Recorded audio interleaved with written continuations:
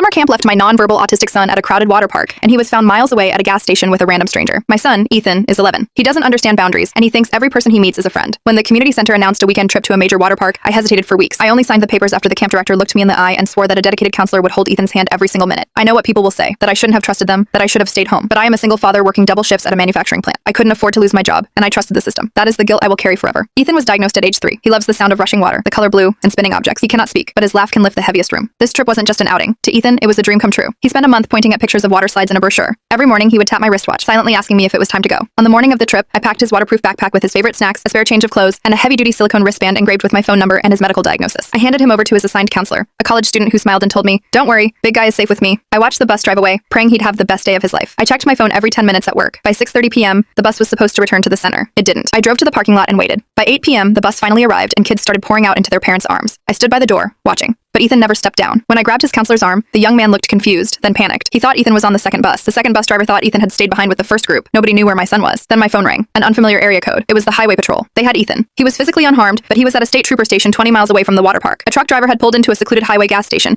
and noticed a man trying to pull a crying, distressed young boy into the back of a black SUV. The boy was wearing a bright blue swimsuit and a matching backpack. The truck driver, father of 3 himself, realized something was terribly wrong. He blocked the SUV with his massive semi-truck, stepped out with a tire iron, and demanded to know who the boy was. The stranger panicked, jumped into his vehicle, and sped off, leaving Ethan standing on the asphalt. That truck driver saved my son from an unspeakable nightmare. The police are still searching for the vehicle. When I arrived at the station at 2 a.m., Ethan was curled into a ball on a vinyl couch, clutching his wet backpack. The moment he saw me, he let out a heartbreaking, silent sob, burying his face into my neck. He was shaking so violently I could feel his heartbeat through his chest. It has been 4 weeks since that night, and Ethan has completely regressed. He refuses to go near the bathroom if the water is running. He won't look at his favorite spinning toys. He sits in the corner of his room, staring at the floor, flinching every time the house settling makes a sound. I sit on the kitchen floor and cry every night after he falls asleep so he doesn't see my weakness. A week after the incident, I went to the camp headquarters with all my logged calls, emails, and the signed safety agreement. I sat across from the regional director and their corporate lawyer. They offered their deepest apologies and claimed they took full responsibility. Then, the lawyer smoothly pushed a document across the table. It was their standard liability waiver, Clause 14. The organization is not responsible for student safety once a child wanders outside the designated perimeter of the event. I looked at that paper, then looked the director dead in the eye. I told him my son cannot speak. I told him he has a documented neurological condition that makes him entirely dependent on adult supervision. I told him a random truck driver with no obligation to our family did more to protect my child in 2 minutes than his trained paid staff did in an entire weekend. Then, I stood up and told them they would be hearing from my attorney. Our first court deposition is next week, and Ethan has his first trauma therapy session on Wednesday. I am never letting him out of my sight again. I trusted the wrong people once, and I will spend the rest of my life making sure my son knows he is finally safe.